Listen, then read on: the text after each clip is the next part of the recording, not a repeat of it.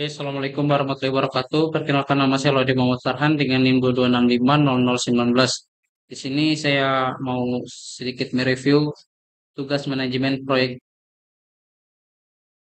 fase definisi. Tujuan untuk memahami depan baik masalah-masalah yang dihadapi oleh user dalam memperkirakan biaya, waktu, dan penyelesaian suatu proyek.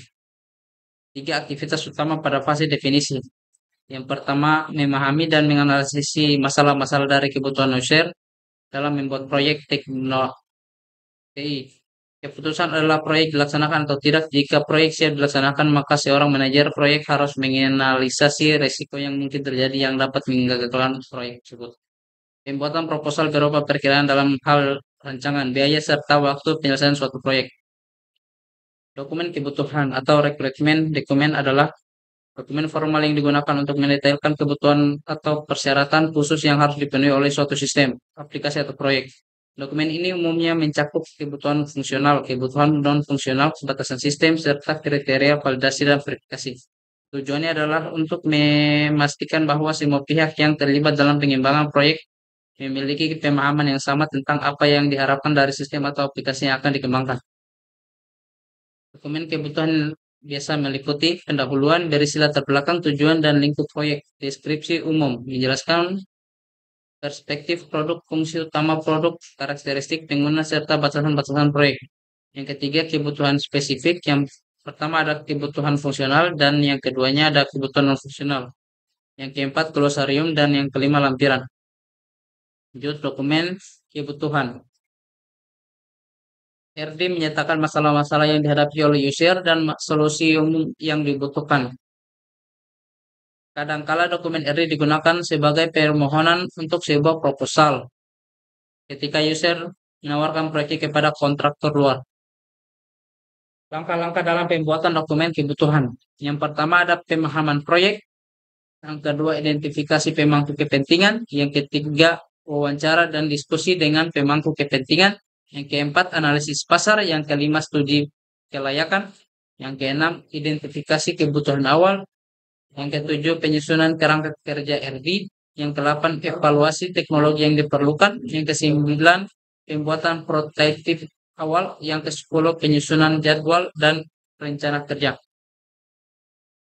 Sebelum pembuatan proyek, kebutuhan RD untuk proyek ini yang pertama pemahaman proyek, yang kedua identifikasi atau pemangku kepentingan, wawancara dan diskusi dengan pemangku kepentingan, analisis pasar, studi kelayakan, identifikasi kebutuhan awal, penyusunan kerangka kerja RD, evaluasi teknologi yang diperlukan, pembuatan prototipe awal, dan penyusunan jadwal dan rencana kerja.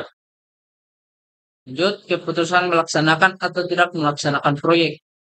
Setelah kebutuhan-kebutuhan ditetapkan, langkah berikutnya adalah memutuskan apakah proyek bernilai untuk dikerjakan atau tidak. Untuk membantu membuat keputusan itu, suatu studi kelayakan dilakukan untuk menjawab pernyataan. Dapatkah sistem ini dibangun secara teknik?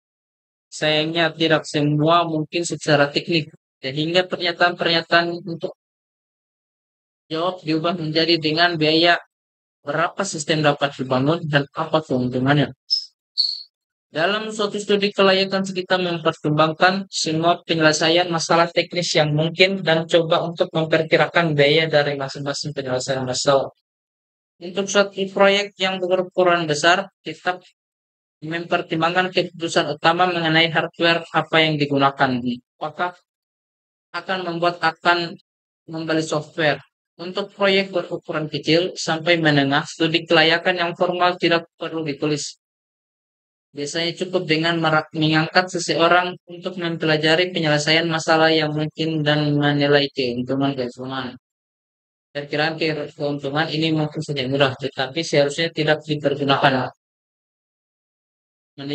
Manajer proyek harus bertanya pada diri sendiri apakah proyek yang ada memiliki peluang untuk sukses atau proyek tersebut akan mengalami kegagalan sebabnya oleh keterbatasan sumber-sumber pengetahuan atau risiko di luar sana. Oke, mungkin itu saja yang saya jelaskan. Lebih dan kurangnya mohon maaf. Assalamualaikum warahmatullahi wabarakatuh.